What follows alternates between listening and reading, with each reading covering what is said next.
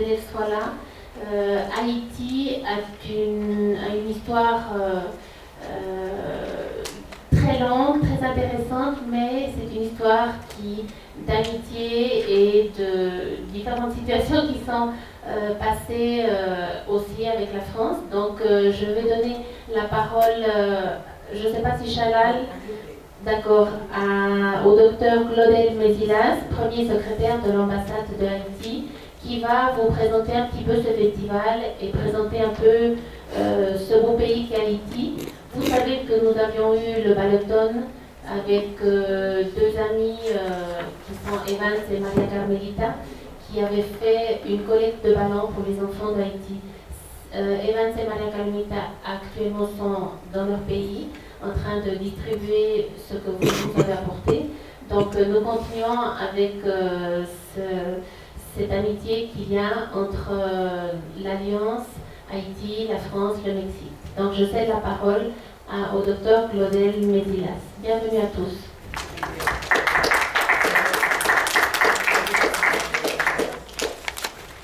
Sí, buenas tardes, bonsoir, et je ne sais pas dans quelle langue je dois vous communiquer le message de l'ambassade.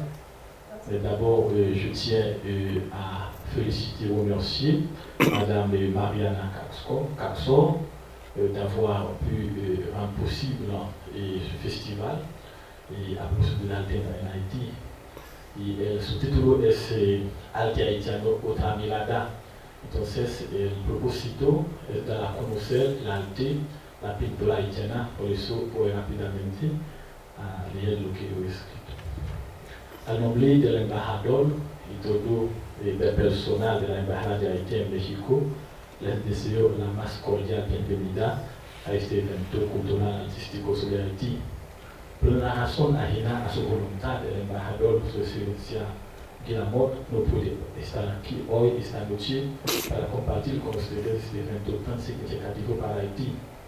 Hablar del arte en Haití, en particular el arte primitivo, es referirse a la mayor revolución cultural que se dio en Haití desde los años 30 del siglo pasado. En el siglo XIX de Haití se terminó en 1915 con la ocupación norteamericana. Para evitar la dominación cultural y el reemplazo del legado occidental francés y africano, se dio lugar en Haití un cambio, una revolución cultural que se llama el indigenismo.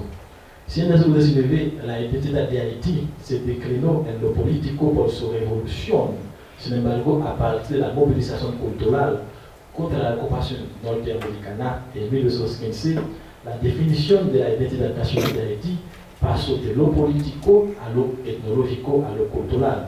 El arte, la literatura, la música fueron los marcos estéticos, políticos, ideológicos que reconstruyeron el tejido etnológico nacional haitiano. El arte haitiano contempla estas características fundamentales. Es un arte que refleja y defiende la identidad nacional. Desde la pintura, Haití ya no se definió desde el urbanismo cultural, desde la imitación, sino mirando a sí mismo.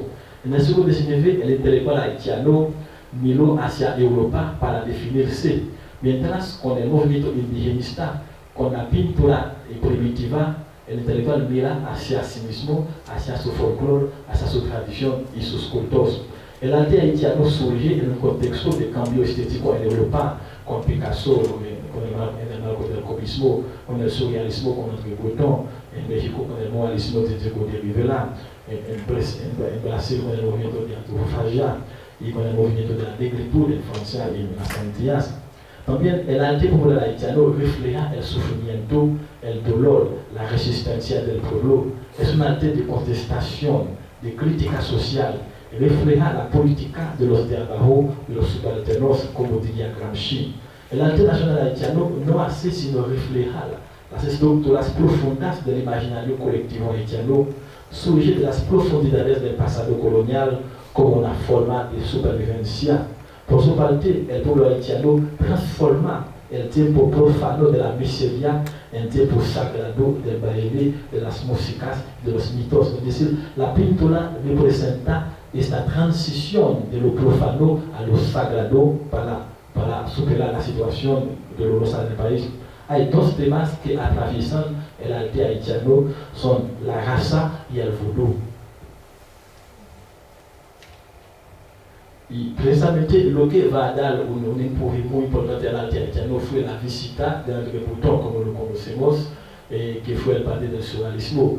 Breton visitó Haití en 1944 a finales, entonces empezó a conocer la pintura de Haití por un pintor muy conocido que se llama Héctor Hippolyte. Entonces, André Breton destaca la relación entre la pintura haitiana y el surrealismo, porque el surrealismo invita a explorar lo imaginario, lo maravilloso y destaca la relevancia de la tradición pictórica haitiana. Y también se puede ver que la internacionalización de la pintura haitiana empieza a partir de los años 50, porque precisamente hubo una revolución cultural que se dio local, como acabo de decir, en 1915, con el desarrollo del movimiento indigenista que rescata lo africano como la base de la identidad. Es a partir de 1915-1920 que Haití se va a redefinir en lo cultural, porque precisamente en ese momento se rescata lo africano, el vudú, lo creol, porque en el siglo XIX Haití no se definió en referencia a su cultura popular,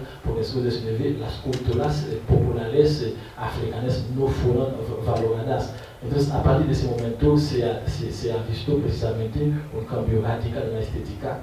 Para terminar, diría que la pintura haitiana refleja las estructuras profundas del imaginario haitiano, un imaginario que está atravesado precisamente por lo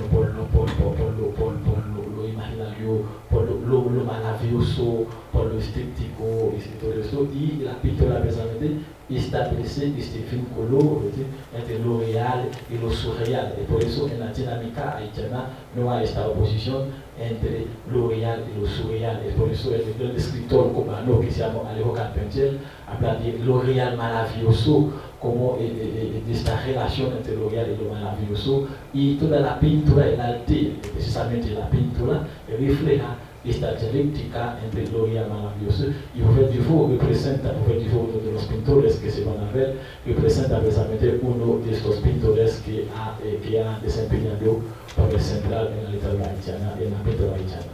Muchas gracias. Merci beaucoup pour cette présentation de ce cycle. Je vous invite à voir La Planète Bleue pour commencer. Je ne sais pas si vous avez reçu le programme. Donc, première partie, La Planète Bleue. Deuxième partie, Préfète Dufault, donc un peintre, Pilates du urbanismo imaginario. Et finalement, la sculpture peut-être sauver le visage de Noël. Après, je vous